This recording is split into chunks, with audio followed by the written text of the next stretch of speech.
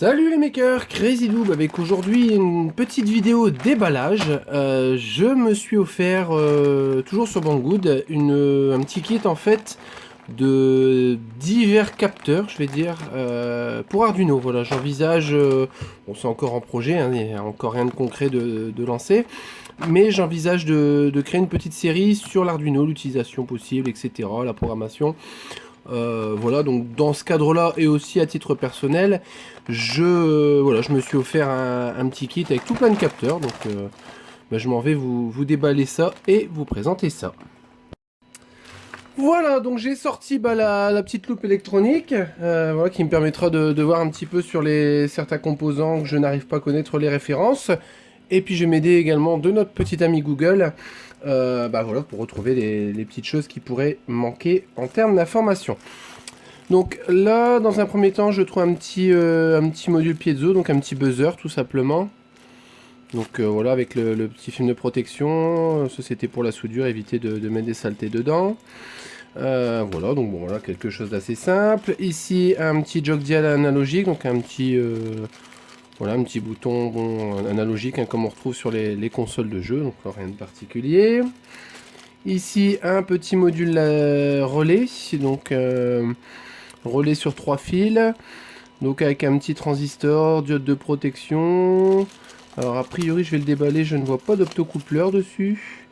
Non, apparemment c'est sans optocoupleur.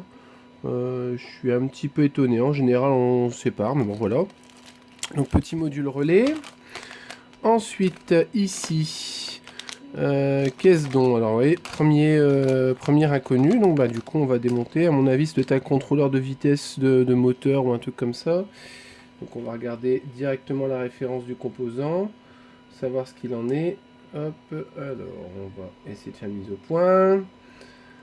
Donc on est sur un MPU 6050. Donc qu'est-ce que c'est qu'un MPU 6050? Donc on est sur un capteur transducteur. Donc c'est d'accord, c'est un capteur gyroscopique. Voilà, en fait c'est un gyroscope, tout simplement. Enfin, tout simplement. C'est un gyroscope. Voilà, ensuite, ça qu'est-ce donc? Là j'ai un petit... J'ai un petit quelque chose. Alors ça je ne sais pas ce que c'est, donc on va le mettre de côté, on regardera après. On regardera après ce que c'est. Donc là, là pour le coup je ne sais pas, j'ai pas de référence dessus, donc je ferai une petite recherche, on mettra ça dans les noms trouvés. Ici une LED RGB, hein, tout simplement. Donc la LED simple, hein, c'est pas une WS, hein, c'est vraiment une LED avec cathode, ouais, cathode commune, donc le moins commun. Ici, à mon avis, c'est une thermistance, je pense, module de température, capteur de température. Ouais, ça c'est un capteur de température, donc avec une petite thermistance. Ensuite, donc ça c'est une petite, ça c'est un petit système qui est pas mal. On met ça sur un bout de breadboard en fait, hein, les plaques d'essai blanches. C'est une alimentation breadboard, donc ça j'en ai déjà une. C'est pas mal d'en avoir une seconde. L'avantage c'est qu'on peut alimenter jusqu'à 12 volts et ça nous génère du 3 volts 3 ou du 5 volts au choix en fait, avec un petit cavalier ici. Ça c'est plutôt pas mal. Je peux même le démonter, le déballer. Montrer un petit peu comment ça fonctionne. En fait, ça vient se greffer directement sur la plaque test et ça vient alimenter en fait les deux rails directement par des petites choses ici. Et là, en fait, on peut choisir 3 volts 3 ou 5 volts, tout simplement. On retrouve également les alimentations ici avec un petit bouton. Ça, c'est plutôt pas mal. Même si j'en possédais déjà une. Voilà, on va mettre ça de côté. Ensuite, donc ça, c'est un détecteur. Alors, je dirais peut-être un détecteur à ultrasons, mais je suis pas sûr, émetteur ultrasons. Je vais quand même vérifier, mais je pense que ça doit être ça. Un émetteur seul, je pense. À vérifier quand même. Ici. Alors, un petit boîtier Théo. Un petit peu comme les transistors. On va regarder ce que c'est. Donc là, on va être sur du... Moi, je sais pas si on voit bien dessus, mais on est sur du 18B20. Alors, qu'est-ce donc un 18B20? Alors, c'est un capteur de température. C'est un DS18B20, donc petit capteur de température, 3 fils. Donc forcément plus précis qu'une thermistance, hein, forcément. Mais voilà, donc un petit capteur de température. Bon, après, avec les références, vous retrouvez les datasheets, hein, ce qu'on appelle les voilà, datasheets sur Google ou autre. Ici, alors ça ressemblerait bien à un émetteur infrarouge. LCUP. Alors, ou alors un capteur peut-être... Non, je vais me le mettre de côté, je regarderai également ce que c'est, mais voilà, on dirait qu'il y a un émetteur, un récepteur infrarouge ou quelque chose dans le genre. Donc on va laisser de côté. Bon, on est déjà sur 3 composants à chercher, hein. C'est déjà pas mal. Ici, donc ça c'est un capteur ILS, je pense. Capteur magnétique, hein, donc en fait c'est avec ça que fonctionnent les compteurs vélo. En fait, à la partie qui est sur la roue, bah, c'est un ILS. C'est-à-dire en fait quand l'aimant vient passer, bah, elle vient fermer un petit contact dans la capsule en verre, tout simplement. Voilà. Donc ça c'est pas mal aussi, ma foi. Ça. Alors ça, je pense que ça doit être un petit module laser. Ouais, je pense que ça doit être une petite diode laser, donc pour faire un capteur barrière ou autre, hein. Je suppose et je suis à peu près sûr. Alors un autre petit piezo. Donc voir s'il y a de l'actif ou du passif. Mais voilà, il y a un deuxième petit piezo. Ça. Alors, bah là, on va s'aider de notre ami la loupe, hein.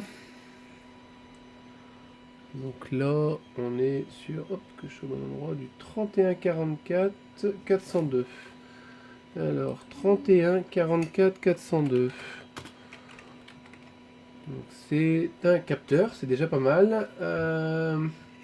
Donc c'est un capteur FEOL, voilà, donc un capteur de force magnétique, hein, notamment pour détecter les rotations, des choses comme ça. Enfin voilà, c'est vraiment un capteur qui se déclenche au passage d'un champ magnétique, ou en tout cas d'une variation. Donc je suis étonné qu'il n'y ait pas de réglage de sensibilité. Le capteur FEOL pour celui-ci. Ça, qu'est-ce donc un module de carte SD. Voilà, donc avec toute la connectique qui va derrière. Donc ça tombe bien parce que j'ai un petit projet en cours, ça me servira sans doute. Émetteur récepteur infrarouge. Donc avec les réglages de sensibilité. Bon, je sais pas si on a bien vu, hein, mais voilà. Un capteur d'humidité, je suppose. Je pense que c'est un capteur d'humidité. Oui, ça doit être ça. Hop, je vais le sortir, celui-ci. Petit capteur d'humidité. Ensuite, photorésistance. Donc un détecteur d'intensité lumineuse, hein, plus ou moins. Donc par contre sans réglage, donc c'est un réglage qui doit se faire côté, côté logiciel, à côté sketch. Donc avec la petite photorésistance sur le haut. Ensuite, ici une LED, alors je dirais peut-être du dual LED, une LED de couleur je pense. Ouais, on voit qu'à l'intérieur en fait on a bien nos deux côtés, donc ça c'est une LED de couleur, tout simplement. Oui, il y a certains composants qui sont assez basiques. Donc ça c'est un rotary encodeur. Donc c'est pas un potentiomètre, hein, c'est bien c'est un bouton qu'on peut tourner non-stop. Donc ça c'est bien pour piloter des menus, des choses comme ça. Donc, voilà. Encodeur rotatif ou rotary encodeur. Ensuite, qu'est-ce donc ça c'est un capteur fin de course, hein, donc un capteur optique. Par contre il est pas mal, il est tout petit celui-ci. Je savais pas qu'on pouvait les avoir dans un tout petit format comme ça. Petit capteur optique qui va bien, c'est-à-dire que voilà, on vient couper le signal entre deux, hein. Alors, pas mal, c'est un petit format comme ça, j'aime beaucoup. Ensuite, on découvre un peu comme dans une caverne d'Alibaba, donc un deuxième ILS apparemment, celui-ci sans réglage. Mais voilà, toujours avec la petite capsule avec les deux lamelles, hein, tout simplement. Ici, ouais, ici c'est un peu une escroquerie, mais bon, une LED toute simple.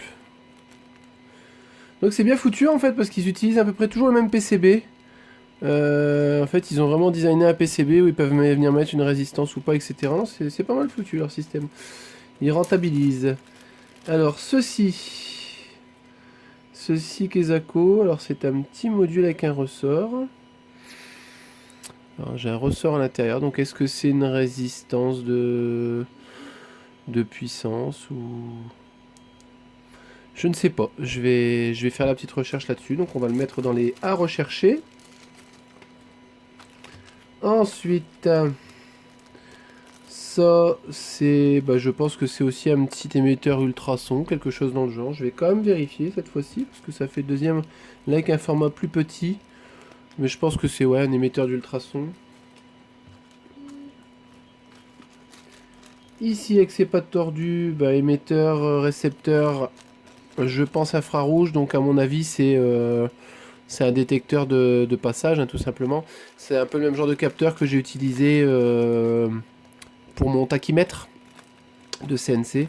Je pense que c'est le même principe, voilà, avec les deux LED côte à côte, avec juste la petite barrière entre deux. C'est dommage que je ne l'ai pas eu avant, celui-ci. Ensuite, qu'a-t-on ici? Alors ici, à mon avis, ce sont des... Alors là, j'en ai deux. Ils m'en ont greffé deux, donc je sais pas s'ils se sont trompés. Ça, à mon avis, c'est un détecteur de choc au mercure. Donc on a des petites fioles, les petites ampoules de mercure. Enfin, je pense en tout cas. Voilà, quand il y a un choc, la bille saute et sort de son logement. Alors après, il y a une LED juste à côté. Je ne sais pas trop à quoi ça sert. Je vais vérifier, mais je pense qu'on est sur un petit détecteur de choc. Ensuite, ici... Est-ce que ce serait pas encore un autre capteur à effet Hall mais réglable, celui-ci? Alors, on va regarder. On est sur du 719 BG. Et la deuxième partie de la référence. Hop. Si j'arrive à faire une mise au point, ça m'aiderait beaucoup. 49E. Alors, 49E. Alors, ouais, bah c'est toujours un capteur effet Hall linéaire. Voilà, donc je ne suis pas suffisamment électronicien pour savoir quelle est la différence entre celui-ci et l'autre. Je ferai des recherches le moment venu, mais en tout cas voilà, c'est un capteur à effet Hall. Ça, ça doit être un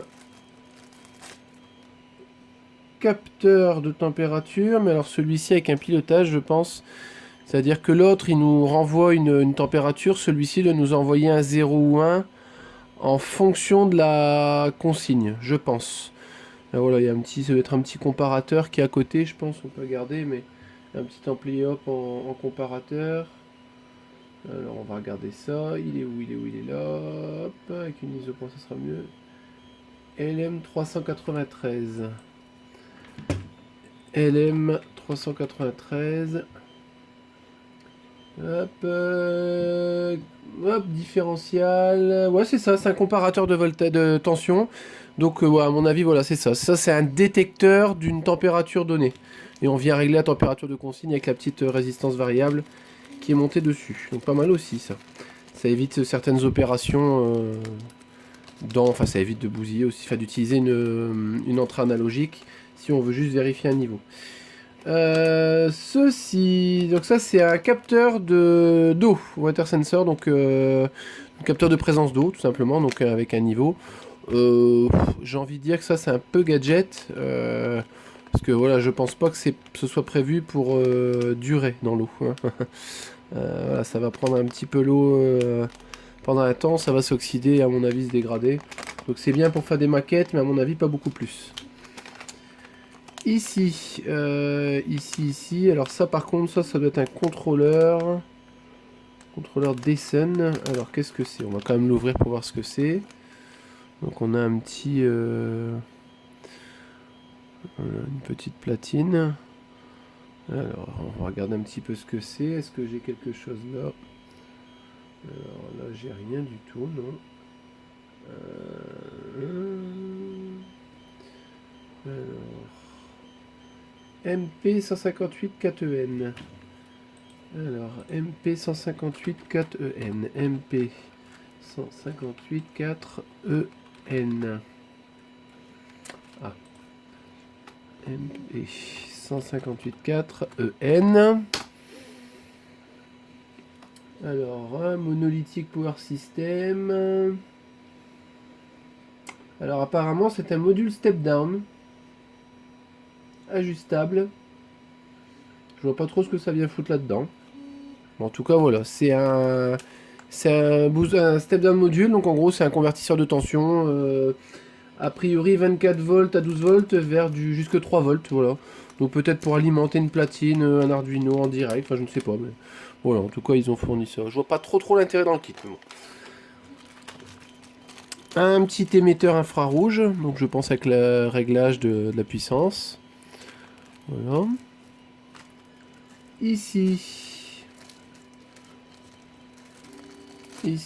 ça ressemblerait bien encore à un capteur de température, j'imagine. Donc, on va regarder dessus ce que c'est. KSP 13514. KSP 13514. Alors, non, Kerbal Space Program, c'est pas ça du tout. KSP 13 et -514 peut-être. Oui, puisque KSP c'est Kerbal Space Program. Alors, un transistor Darlington. Ok. Je vois pas trop non plus ce que ça vient foutre là-dedans, mais pourquoi pas. Voilà. Il n'y a pas réellement d'intérêt pour le coup. Ici, bah, ça c'est un capteur d'humidité pour le sol en fait. Hein. Donc pareil, hein, les pistes, voilà, c'est de la piste simple, donc à mon avis ça doit très vite être foutu en l'air. Je pense que ça doit s'oxyder et se dégrader, donc pas terrible. Ici on dirait un autre capteur de choc, je pense. Donc, toujours une petite fiole avec du mercure à l'intérieur. J'imagine que c'est ça, mais... Ouais, je pense que ça doit être ça. Capteur de choc, ou en tout cas capteur d'inclinaison. Un module Real-Time Clock, donc RTC, donc en gros pour quand vous avez un projet qui a besoin d'une horloge, l'Arduino seul n'est pas capable de maintenir l'heure programmée. Donc avec ce module-là, une petite pile, voilà, il conserve l'heure et il envoie l'heure à l'Arduino. Donc en gros c'est pour créer une horloge, quoi, tout simplement. Un petit bouton poussoir. Voilà, rigolo aussi.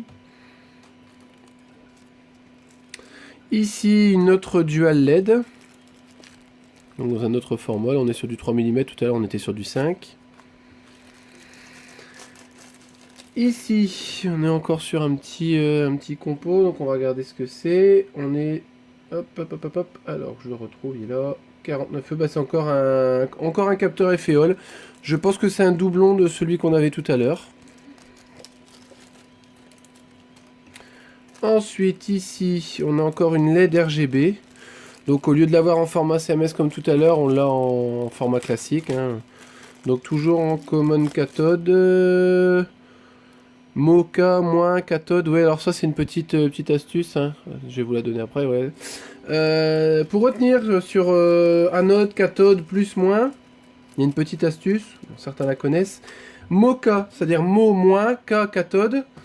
Voilà, ça vous permet de retenir que le moins c'est la cathode et le plus c'est l'anode du coup. Hein. Petite astuce, une LED classique, donc en 5 mm ce coup-ci. Ouais, pas tellement d'intérêt pour le coup. Ça a le mérite d'exister. Un émetteur infrarouge. Ou récepteur infrarouge d'ailleurs, je pense même plutôt, je dis une bêtise. Récepteur infrarouge. Donc qui pourra me servir aussi parce que j'ai un petit projet. Émetteur, enfin détecteur à ultrasons. Donc ça, vous pouvez faire un scanner 3D avec ça d'ailleurs. J'avais peut-être envisagé de le faire, je verrai. Bon, j'ai déjà un scanner 3D de près que je dois vous présenter depuis des mois, mais c'est pas encore fait. Voilà, donc ça c'est un petit détecteur. Voilà, bah écoutez, sur l'ensemble, on s'en sort pas trop mal, hein, puisqu'on n'a pas beaucoup de composants à vérifier. Je vais faire mes petites recherches sur les 6 composants qui restent, et vous présenter ça juste après. Voilà, les recherches étant plus ou moins terminées, je vais pouvoir vous présenter un petit peu ce qui reste. Donc ici en fait on a des petits microphones, tout simplement, je vous ai dit des conneries, des émetteurs, ultrasons, etc. Et en plus je suis con comme une valise, parce que des microphones comme ça c'est connu, archi connu. Et voilà. Je pense que celui-ci c'est un format miniature. Voilà, c'est la même chose. Ici, alors ça le petit capteur, ça c'est un petit capteur original. C'est un capteur de rythme cardiaque. Donc je pense qu'il faut en fait mettre le doigt après entre deux et voilà, il nous trouve le rythme, je pense. Je testerai ça. Ça c'est ce qu'on appelle un capteur light cup. Donc a priori en fait ça permet d'activer en fonction de l'inclinaison. Alors de ce que j'ai pu voir en vidéo, ça permet aussi un allumage extinction de la petite LED de manière légèrement progressive. Donc à tester c'est vraiment utilité, mais voilà, enfin en tout cas ça reste voilà un capteur, hein, on voit bien la petite bille qui vient, mince, je suis un petit peu haut, qui vient fermer ou non en fait là avec la petite patte à l'intérieur. Voilà. Je vous ai dit une bêtise tout à l'heure en fait, je vous ai parlé d'émetteur récepteur infrarouge avec ce capteur-ci, mais pas du tout, c'est un détecteur de flamme. Voilà, je ne savais pas, maintenant je le saurai. Ici c'est un capteur de choc. Je vais le sortir donc avec le petit ressort à l'intérieur. Donc voilà, quand il y a un choc, bah, ça le détecte et effectivement on voit qu'il y a des petites pattes. Voilà, j'ai peut-être pas regardé suffisamment. Reste encore un petit capteur que j'ai pas pu définir. Après je me demande si c'est pas également un capteur de choc parce qu'on entend un petit quelque chose à l'intérieur. Je pense que ça doit être aussi un capteur de choc ou voilà un capteur d'inclinaison ou quelque chose dans le goût. Je dirais un capteur de choc, je pense. Voilà, donc il vous reste plus qu'à vous équiper d'un bon Arduino. Voilà, concernant ce type de kit, bon c'est sûr qu'il y a certains capteurs qui ne seront pas forcément utilisés. Mais voilà, vous avez ce type de kit pour une bouchée de pain. Moi j'ai payé ça une petite quinzaine d'euros. Voilà, c'est vraiment un kit découverte. Je pense que c'est vraiment l'idéal quand vous vous lancez dans l'Arduino. Ça vous permet de découvrir un petit peu les possibilités, etc. Après, effectivement, si vous avez des projets précis, il vaut mieux acheter directement vos capteurs. Quoique au prix de certains capteurs, j'ai quand même un doute là-dessus. Voilà, donc comme je vous disais, j'envisage pourquoi pas une petite série sur l'Arduino. N'hésitez pas à laisser un petit commentaire si vous trouvez ça utile. Voilà, j'espère que cette petite vidéo vous a plu. C'était un petit unboxing sans prétention. Voilà, donc je répète, questions, commentaires juste en dessous. Likez, partagez, parlez-nous autour de vous. Et je vous dis à bientôt pour de nouvelles vidéos.